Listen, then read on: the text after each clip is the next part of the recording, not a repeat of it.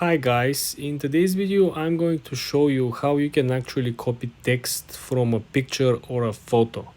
You know how sometimes somebody sends you a document or something that has been screenshotted or something and you don't want to type at all. You just want to put your link, put your finger right, try to select everything, copy, paste it and take it away, right?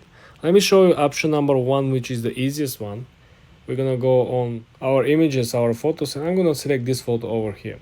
If you have an iPhone, on the lower right corner of the screen you have this small like a square with couple of lines in between. If you click on this square you will have everything that is text selected, and all we gotta do is to click copy over here. This is the option number one. Option number two essentially requires you to go over here on the actual image, right?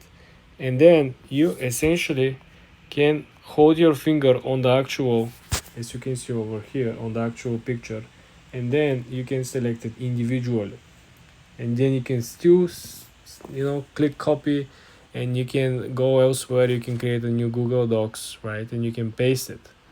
But the both options are very specific. The second option doesn't always work. The second option is usually for Android users because they don't have this function. This function comes with the iOS 15, but still up until now with iOS 17 a lot of people are not aware of this function.